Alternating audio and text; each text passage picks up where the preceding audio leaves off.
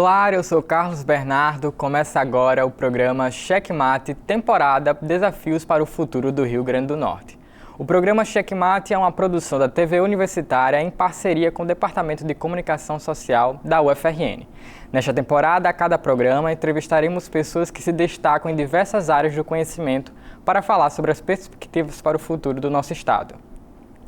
Quem apresenta o Checkmate é o jornalista Ranieri Souza. Seja bem-vindo, Ranieri. Olá, Carlos, muito obrigado. Estamos ao vivo aqui na tela da TV Universitária com a reprise na próxima segunda-feira à tarde e vamos agora conhecer um pouco sobre quem será o nosso convidado do dia. Gabriel Fernandes é um artista plástico nato de 24 anos e natural de Caicó. Formando de Ciências Contábeis na Universidade Federal do Rio Grande do Norte, Gabriel trabalha há 5 anos com colagens, transformando-as em poesias que escreve sobre situações de seu cotidiano e reflexões filosóficas de experiências pessoais em algo visual por meio da sua arte. Muito influenciado pela cultura potiguar e grandes nomes como Tarsila do Amaral, Frida Kahlo e Salvador Dalí, começou a produzir colagens como uma forma de decorar seu quarto, usando recortes de revistas e placas de televisões que seriam descartadas da loja do seu pai. Gabriel já produziu mais de 500 quadros em colagem, pintura e desenho e colaborou com empresas do setor financeiro, varejo, alimentação e papel. Gabriel, seja muito bem-vindo ao Checkmate, é um prazer recebê-lo aqui na TVU. Prazer é todo meu, estou muito feliz. Estou muito feliz de estar aqui sendo entrevistado, uma coisa chique, viu? Estou ansioso, mas enfim, vai ser um dia maravilhoso. É isso, para me ajudar aqui a entrevistar o nosso convidado, eu tenho a participação de estudantes de jornalismo da UFRN, o Carlos Bernardo, Ana Laura Alvarenga, William Medeiros e Adriane Galvão. Gabriel, então vamos começar falando como é que começou isso tudo, né? Como é que a arte, a colagem, fazer artes plásticas entrou na sua vida? Começou desde criança, assim. Eu sempre tive essa vontade de criar arte. Eu não sei de onde veio essa vontade, mas a minha mãe e meus pais sempre me incentivavam a comprar. Não, eu não tinha nem dinheiro para comprar, né? Eles compravam alguns cadernos de desenho, tinta. Então, eu fui muito incentivado a criar desde muito pequeno, mas era mais voltado para o lazer, não era nem tanto fazendo algo sério, eu nem tinha noção que a arte ela poderia ser um trabalho, um emprego, algo do tipo. E foi acontecendo aos poucos, na verdade. Então, quando eu fui chegando na adolescência, eu fui percebendo que eu estava com essa vontade de criar arte, mas agora de uma maneira mais séria e brincar com isso. Mas foi a partir da adolescência, quando eu cheguei uns 17 anos, eu saí da escola, fui para a faculdade e eu estava querendo decorar o meu quarto, né? O meu quarto estava com as paredes todas destruídas, assim, e eu queria decorar de alguma forma. Então eu tive a ideia de pegar revistas antigas, recortar essas revistas e fazer alguns quadros, que até então eram bem rudimentares, assim, não tinha um conceito poético e conceitual bem definido. Eu estava só brincando, mas mal eu sabia, né, que isso poderia virar o meu trabalho no futuro. E você gosta mais de quê? Porque você tem nos seus vídeos também um trabalho de poeta, né? Você faz ali rimas e tudo relacionada à poesia com o seu trabalho artístico. Mas o que é que você gosta mais? É de lidar com as letras? É de lidar com as artes plásticas? Eu sou muito visual. Na verdade, eu sou um péssimo escritor, se a gente for colocar. Mas eu tenho essa vontade de criar poesias. É como se eu desse sentido para o que eu estou criando. O que eu crio, ele não vem do nada. Ele segue uma linha de raciocínio. E essa linha eu escrevo. Essas poesias, elas não são complexas e nem dignas, assim, de algo muito rebuscado. Eu não sei se essa palavra existe. Tá vendo? Eu sou péssimo em palavras. Sim, claro, rebuscado. Exato, mas eu sou muito estimulado por essa questão visual. Então, a colagem, ela já permite isso. Como eu trabalho muito com papel, eu recorto fragmentos e a minha intenção é contar histórias. E essas histórias, elas precisam surgir de algum lugar. Elas precisam ter referências, influências, para eu conseguir executar o meu trabalho. Maravilha. Vamos seguir aqui agora com a primeira pergunta dos nossos estudantes. Quem vai fazer é a Adriane Galvão. Olá, Gabriel. Eu queria saber se você sentiu dificuldade, se você teve alguma dificuldade no início da sua carreira artística. Senti no nível técnico, assim. Eu não tive... Quando a gente está crescendo, quando a gente está entrando no mercado de trabalho, principalmente se eu não fiz alguma faculdade para me introduzir nesse mercado, e é um mercado novo para mim, um mercado de arte, né? Eu não tinha conhecimento nenhum. Então, o meu desafio ele era técnico e eu precisava aprender de algum lugar. Então, eu tinha a minha experiência, que eu fui adquirindo com o tempo, mas eu fui estudando também outros artistas que executavam o mesmo ramo que eu executava. E eu tinha essa percepção do que eles estavam fazendo. A minha maior dificuldade nisso tudo foi conciliar a minha vida pessoal, financeira, a minha saúde física, porque eu sou do tipo, eu tenho um ascendente Capricórnio, né? Então, assim, eu sou viciado em trabalho, eu gosto muito de trabalhar. Então, para mim, hoje em dia, o desafio de executar o que eu executo é a jornada de trabalho, porque eu trabalho 12 a 16 horas por dia. Então, conciliar isso com a minha vida pessoal e com os meus relacionamentos, para mim, essa é a maior dificuldade. E a minha saúde também. Gabriel, falando nessa questão de trabalho, eu preciso esclarecer aqui, porque a gente acabou de ver no início do Checkmate que você está se formando em Ciências Contábeis, inclusive na UFRN, lá em Caicó. Por que você foi parar em Ciências Contábeis? Porque quando a gente pensa num artista plástico, ele lida melhor ali com humanas, né? Então, como é que você terminou escolhendo esse curso? Foi um desvio de personalidade, um surto que eu tive. Eu tive um breve surto ali, um negócio assim, que até hoje eu não sei explicar, mas na verdade aconteceu porque os meus pais, a gente recebe muita influência da família dos pais, e eles me disseram assim, Gabriel, você tem que ir para um caminho que você tem que saber ali como lidar com aquele caminho. O que é certo, o que ganha dinheiro. E isso passando por cima até do que eu gostava, né? Então eu tinha o quê? Medicina, direito, contabilidade. Eu queria, na verdade, nutrição. Porque eu era gordinho quando era criança, aí eu fui entrar no mundo fitness, e aí eu queria fazer nutrição em Santa Cruz, aqui no Rio Grande do Norte. Acredito que eu passei em 5º lugar na época, mas eu não podia me deslocar, porque meus pais não queriam me manter, entre aspas, em outra cidade. Então eu tive que fazer uma faculdade em Caicó. Aí Caicó tinha o quê? Medicina? Eu não passaria em medicina. Pensei em ser dermato, mas aí eu fiquei, não. Direito, ser advogado, que não era muito o meu estilo. E tinha contabilidade, que eu nem sabia o que era, mas eu achei o nome bonito e disseram que eu poderia ser auditor fiscal no futuro. Então eu fui para a contabilidade. Mas a partir da contabilidade, depois das minhas primeiras aulas, que eu fui entendendo o que era, eu percebi que eu poderia aprender como empreender, né? Entrar no mundo dos negócios. Eu fui aprendendo, eu não sabia o que era imposto, não sabia, eu não tinha noções políticas, sociais, eu era muito leigo em relação a tudo isso. Eu não sabia o que era um CNPJ, o que era um CPF. CPF eu sabia porque eu tinha, né? Eu só não sabia o que era CNPJ. Mas a partir da faculdade eu fui aprendendo e eu, hoje em dia, sou grato à faculdade de contabilidade. Eu acredito, assim, que todo artista, ele precisa, hoje em dia, entender, nem que seja um pouco sobre empreender. Para ele conseguir ter conhecimento suficiente para até quando ele for trabalhar com outras pessoas ou com outras instituições, saber exatamente o que ele está fazendo e onde ele está se metendo. Então eu não me arrependo da faculdade de contabilidade, mas foi um surto que eu tive e também não me arrependo, né? Que bom, maravilha. Vamos agora a mais uma pergunta que quem vai fazer é o William Medeiros. Gabriel, agora a gente vai falar um pouco sobre os materiais que você utiliza nas suas obras. Como é que se dá essa seleção dos materiais e quais os principais materiais que você utiliza? A seleção dos materiais, ele acontece no período que eu digo que... O primeiro período da minha execução, da minha criação, é o período da curadoria. A curadoria nada mais é do que a seleção dos elementos que eu vou criando, né? Então, a seleção dos elementos é pegando revistas antigas, enciclopédias, livros antigos. Recortando esses materiais, a minha cabeça ela funciona que nem um quebra-cabeça. Eu montando e criando aquela narrativa que eu escrevi anteriormente, eu vou criando uma história. E a seleção desses materiais ele acontece a partir da temática. Quando eu defino a temática, o conceito da composição, aí eu sigo com a obra. Mas aí os materiais podem hoje em dia ser vários, né? Tem papel, colagem em papel, tecido, bordado, pintura.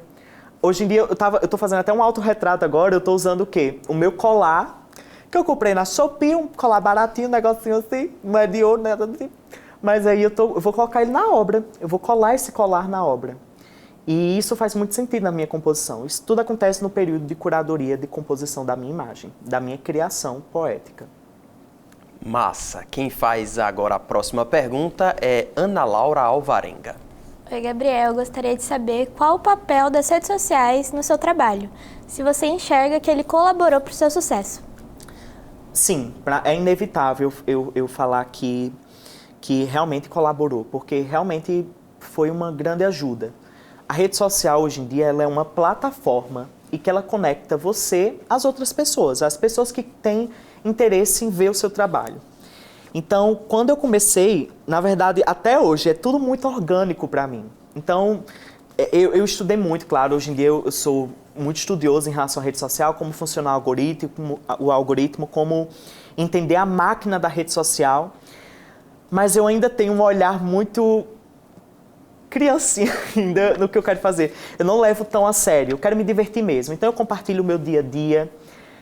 O Biel Art Life, que é o nome da minha rede social, do meu Instagram, na verdade, esse Art Life, que eu hoje em dia até me arrependo desse nome, ele é para justamente falar da minha vida artística. Então eu queria que as pessoas acompanhassem o meu desenvolver como artista. E esse desenvolver como artista eu não sabia nem onde é que eu iria chegar. Até hoje eu não sei onde é que eu vou chegar. Mas mostrando o meu dia a dia e compartilhando as minhas obras, eu me conecto com as pessoas. E essa conexão para mim é muito importante, porque algumas histórias que eu conto, eu recebo muitas mensagens diariamente falando: Gabriel, você abriu o meu olhar para essa temática. Eu não sabia que isso poderia... Um exemplo, quando eu falo sobre ansiedade, como eu falo sobre problemas que eu tive na minha vida pessoal, eu coloco isso nas minhas obras e eu compartilho. As pessoas se identificam. É muito importante. E através das redes sociais, escolas veem o meu trabalho para colocar em execução, um exemplo, em uma sala de aula, ou empresas que querem se comunicar através dos seus sócios e falar um pouco sobre as temáticas e poéticas que eu quero colocar nas minhas composições, acabam mostrando os meus processos criativos. Então a rede social, ela juntou tudo o que eu pretendia e ao mesmo tempo me deu essa plataforma para eu conseguir me comunicar com as pessoas. Gabriel, você inclusive tem um posicionamento falando sobre esse assunto, inclusive político, nas suas redes sociais. Você tem mais de 240 mil seguidores numa rede social, né, no Instagram, mas como é que veio esse amadurecimento para que você, pela sua arte e pelas postagens nas redes sociais, trouxesse também esse viés de posicionamento social e político, falando da sua região, falando de problemas de saúde mental, falando do Brasil, de brasilidades. Como foi esse amadurecimento para chegar a esse ponto? Eu estava sentindo, quando eu estava começando, depois de 1 ano, 2 anos da minha produção, que eu digo que faz 5 anos que eu estou nesse universo mesmo, que eu estou inserido. Mas nos 2 primeiros anos eu senti que a minha arte ela era muito experimental. Não que tem nada de errado nisso. Até hoje eu experimento muitas coisas todos os dias. Mas eu me senti vazio na minha temática, na minha poética, porque eu estava explorando muita cultura pop e alguns assuntos que eu gostava, mas eu não tinha esse estalar na minha cabeça que eu poderia contar histórias. Isso de contar histórias é muito poderoso, porque a gente consegue criar narrativas a partir disso. E quando eu falei sobre a minha região, quando eu falei sobre a minha cultura, sobre a minha família, sobre os problemas e sobre as reflexões que eu tive filosóficas do meu dia a dia, do meu cotidiano, tudo se conectou, tudo fez sentido. Quando eu estudei arte e vi outros artistas executando as obras, aí eu vi que tudo fazia realmente sentido, que eles também pensavam dessa forma. E trazia substância, trazia algo que realmente tinha significado. E trazer isso para as redes sociais, para mim, é como se fosse o meu canal de comunicação mesmo. E você não acha, desculpe, só interrompendo, que a sua conexão com o seu lugar, com Seridó, com o Nordeste, com o Rio Grande do Norte, também potencializou isso? Demais, demais. Foi uma necessidade, na verdade. Eu não pensei isso de forma tão consciente, eu fui colocando em execução aos poucos. Mas pensar em executar algo que vem da minha cidade, da minha cultura, trazer elementos regionais, seja botânica ou até mesmo lugares turísticos, lugares que eu visitei quando eu era criança, seja o Arco do Triunfo, ou a Ilha de Santana, ou até mesmo Morro do Careca, quando eu ia para a praia. Até hoje eu vou para a praia, né? Mas quando eu coloquei isso nas artes, tudo fez sentido. E foi acontecendo. Hoje em dia eu sinto que é natural, mas ao mesmo tempo que eu represento o Nordeste, Caicó, Rio Grande do Norte, hoje eu quero conhecer outros lugares e trazer Brasil nas minhas artes, como você disse. Englobar outras culturas. Eu já falei muito sobre a minha cultura, mas agora eu quero experimentar novos olhares. E eu estou fazendo isso aos poucos e no futuro só Deus dirá, né? Olha aí, já estou curioso para ver. Agora a gente precisa fazer um intervalo bem rapidinho, mas não saia daí, o Checkmate volta já.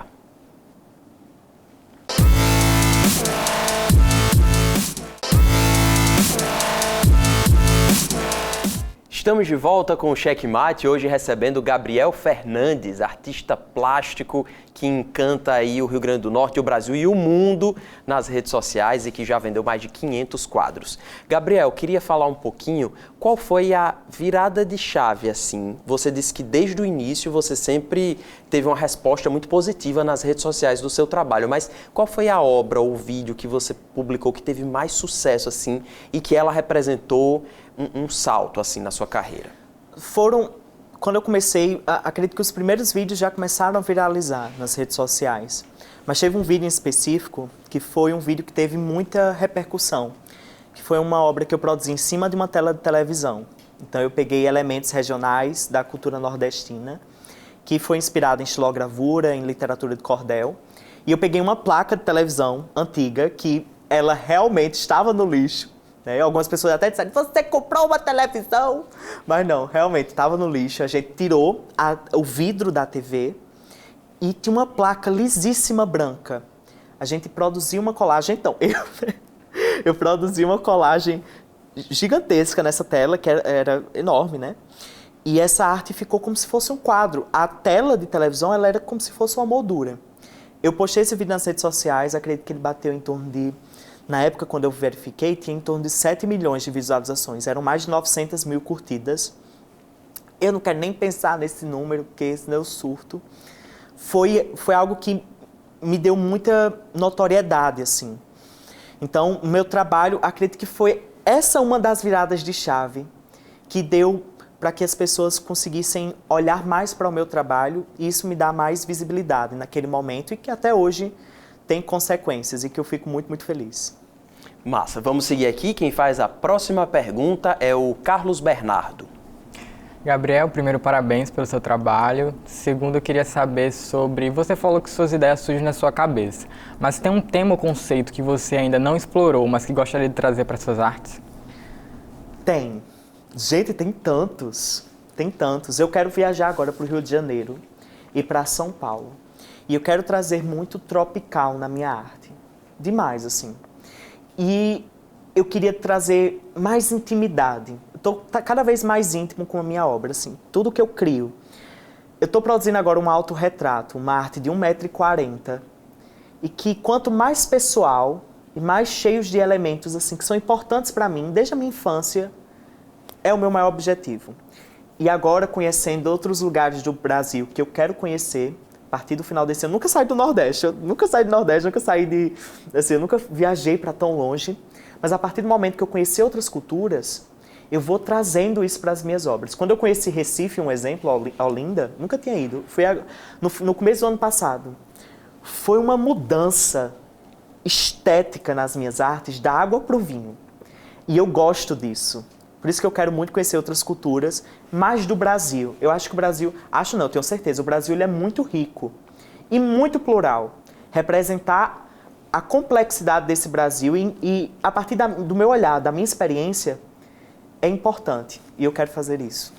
Mas então eu vou até aproveitar esse gancho para perguntar, com esses anos já de carreira, você é um artista plástico já com centenas de milhares de seguidores nas redes sociais e já com mais de 500 quadros vendidos. A gente sabe que quem vive de arte muitas vezes não tem o reconhecimento devido e não consegue monetizar tão bem isso. Mas você, pelo que você está dizendo, pelo que a gente acompanha nas redes sociais, já conseguiu ter esse retorno financeiro do seu trabalho. Como é que vem sendo isso para você?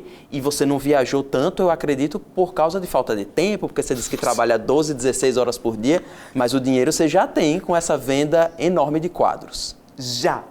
Eu não vou mentir. Já deu para realizar algum sonho assim? Já. Comprar uma casa, comprar alguma coisa para os pais que você queria com o dinheiro da sua arte? Eu já consegui. O primeiro de tudo, o dinheiro que eu ganho eu invisto na minha arte, né? Então, eu consegui construir o meu ateliê, que eu já quero expandir mais o meu ateliê. Já consegui comprar uma nova cozinha para a minha mãe, que eu peguei a cozinha dela para fazer o ateliê e a gente deu uma nova cozinha para ela. Comprei o meu meio de transporte para eu conseguir carregar as minhas obras, então é um carro que tem uma carroceria para justamente colocar os quadros gigantes. Mas hoje em dia, saber empreender foi a mudança, assim, para eu conseguir ter esse retorno financeiro e investir no meu trabalho. Todo artista, eu digo que tem um toque de empresário também. E eu sou esse tipo de empresário. Mas, assim, tem personalidade. Eu sou todo fragmentado. Eu tenho a personalidade do Gabriel empresário, do Gabriel da comunicação, do Gabriel em casa, tímido, o do relacionamento e que, enfim, eu sou muito fechado e, ao mesmo tempo, também muito comunicativo. Sou fragmentado. Mas que, quando a gente vai explorando essas diferentes personalidades e trazendo isso para o nosso trabalho, vai nos possibilitando conseguir sonhos. Eu ainda tenho muitos sonhos. Eu tenho sonhos de aumentar o meu ateliê, sair da casa dos meus pais, comprar um terreno, construir uma casa. Não é fácil, a gente não tem... Gente, pelo amor de Deus, é muito difícil. Hoje em dia, construir uma casa do zero. O mais fácil seria eu pagar um aluguel, né, para conseguir me sustentar. Mas eu ainda quero um espaço só meu, para construir da forma como eu quero, criar os designs que eu quero. Isso ainda vai vir com o tempo, mas eu tenho sonhos para realizar ainda, muitos sonhos. Com certeza vai realizá-los. Vamos aqui a mais uma pergunta que será feita pela Adriane Galvão. Gabriel, eu queria saber qual é o sentimento de saber que uma das suas obras está nas mãos do Papa Francisco. É uma ansiedade, né? Mas assim, eu não realmente não pensei sobre isso. Inclusive, a gente não tem a certeza que ele realmente pegou nas mãos. Acredito que sim. A gente realizou o envio, a obra chegou, o secretário dele conseguiu abrir a obra, porque tem que verificar toda aquela burocracia, né, para saber o que é que tem dentro. Mas foi uma cerimônia que aconteceu, e essa cerimônia que aconteceu, acredito que foi na Itália, porque já foram tantas obras, mas essa obra em especial, que para mim marcou muito, foi uma cerimônia que a colecionadora ela foi convidada, que tinha que ter um convite para conseguir entrar na cerimônia, e em uma parte dessa cerimônia ela conseguiu entregar um presente, que tinha que ser avaliado antes por uma curadoria, para saber o que tinha dentro.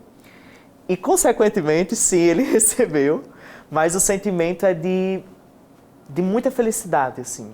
Eu sou uma pessoa religiosa, tenho a religiosidade em mim, de várias vertentes, do espiritismo, do catolicismo, de vários. Mas, ao mesmo tempo, trazer uma arte para um representante que é tão... Gente, imageticamente, ele é uma figura totalmente relevante, né, no contexto religioso e até político da região. Então, para mim, entregar uma obra para ele é indescritível, realmente é uma grande felicidade. Um outro marco da sua carreira, a gente estava até conversando antes de entrar no ar, foi ter feito uma coleção para uma grande marca do varejo de roupa do Brasil, que foi, eu vou falar aqui, a Riachuelo. Como é que você chegou lá e como é que foi também a emoção de ver ali, de encontrar agora as pessoas vestindo sua arte, né, pelas ruas? Começou por uma encomenda que eu produzi para o Instituto Riachuelo e a gente conseguiu entregar essa obra diretamente até o André Faber, que é o novo CEO da Riachuelo. E ele viu o meu trabalho, eu também falei com ele, eu falei assim, André, pelo amor de Deus, queria muito realizar uma estampa com a Riachuelo, queria muito criar uma estampa para a Riachuelo. E ele disse assim, eu quero conhecer seu trabalho. E ele viu o meu trabalho, se apaixonou pelas minhas poéticas, assistiu todos os meus vídeos, ele disse, nas redes sociais, fiquei muito, muito feliz. E o meu quadro ficou fazendo parte do escritório dele. E na outra semana que a gente fez a entrega dessa arte, dessa encomenda, ele entrou em contato comigo, na verdade ele não, a equipe dele, né, a equipe de estilo da Riachuelo entrou em contato e me deu o convite para dizer assim, olha, Gabriel, queremos uma coleção com você. E eu, assim, super profissional, disse assim, sim, com certeza. Não, tudo bem, produzimos, com certeza. Mas na hora que desligou a ligação ali, menina, eu fiquei louco. Eu pirei, eu fiquei no chão, gritava. Os vizinhos começaram a chamar a polícia e disseram, não tem algum problema na sua casa? E eu fico muito feliz. Mas aconteceu de forma totalmente orgânica. Eu joguei para o universo porque eu queria muito. E a coleção foi um marco, assim, na minha trajetória, na minha carreira. Porque eu amo me expressar através do meu estilo, né? Através das minhas roupas. E produzir peças, estampas, com as minhas artes, foi indescritível. Eu fiquei muito, muito feliz, de verdade. Vamos bem rapidinho aqui para a última pergunta, que quem faz é o William Medeiros. Gabriel, a gente sabe que você é muito criativo, mas como todo artista, você também deve passar pelo bloqueio criativo, que é aquele momento que a gente não tem criatividade para nada. Eu queria saber como é que você se lidar com esse bloqueio criativo e qual o seu escape. O bloqueio criativo, ele acontece comigo quando eu estou cansado, preocupado ou com medo, assim. E eu sinto muito medo e muitas preocupações. Mas quando eu sinto isso, a primeira coisa que eu faço é parar, não produzo mais, peço um açaí, peço um sorvete, vou assistir um filme, vou assistir uma série.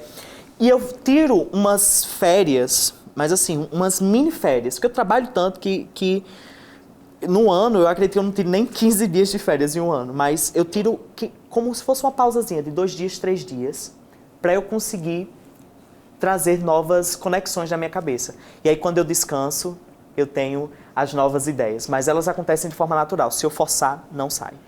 Gabriel Fernandes, muitíssimo obrigado pela sua presença aqui no Checkmate. A gente teria outras perguntas, o papo está muito bom, divertido. Foi um prazer recebê-lo aqui. Já fica o convite para uma próxima. Eu que agradeço, eu vou cobrar, viu?